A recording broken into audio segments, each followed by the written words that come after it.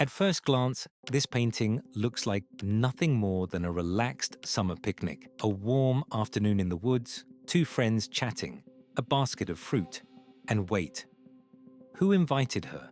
And why is she staring at us like that? This is Le Déjeuner sur l'herbe, The Luncheon on the Grass, by Edouard Manet, a 19th century artist famous for breaking rules and enraging critics. And yes, this peaceful picnic, not peaceful, not innocent, and absolutely not what it looks like.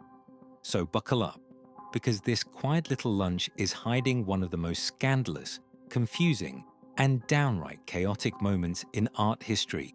Let's start with the obvious. The vibe is weird. Two fully dressed Parisian men sit casually eating fruit. A nude woman sits between them like she showed up to the wrong event, but decided to stay anyway. She's not posing, she's not flirting, she's just staring, right at us, as if we're the ones intruding.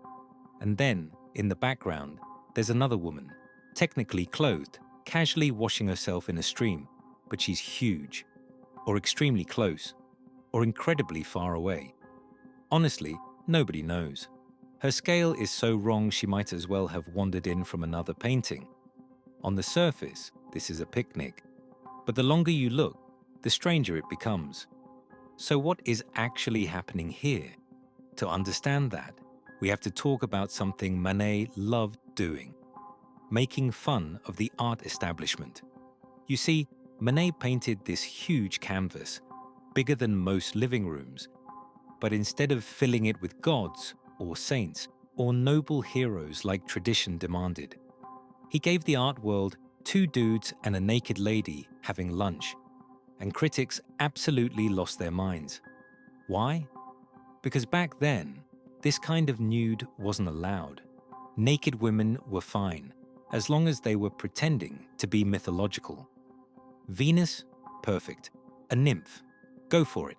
Random woman from Paris who just took her clothes off for lunch? Absolutely not. Burn it. Manet stripped away the protective layer of mythology. He wasn't painting a goddess, he was painting a person. And that, apparently, was unacceptable. But here's where things get even more disturbing. Manet didn't just paint a nude woman. He painted a woman who looks back, unashamed, unapologetic, unbothered. And in the 1860s, that gaze was seen as improper, confrontational, even immoral. For a society terrified of female autonomy, that stare was more shocking than her nudity.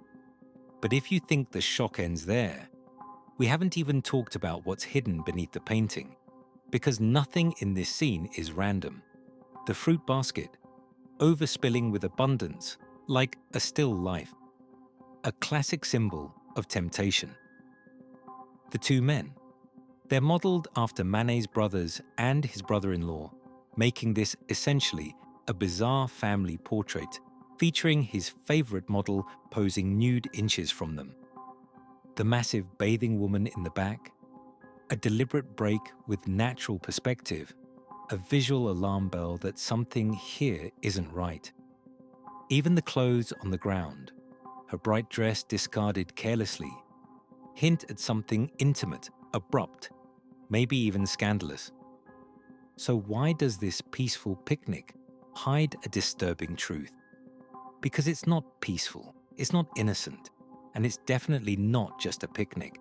It's a visual revolution, a confrontation, a declaration that modern life, messy, awkward, intimate, real, deserves to be seen.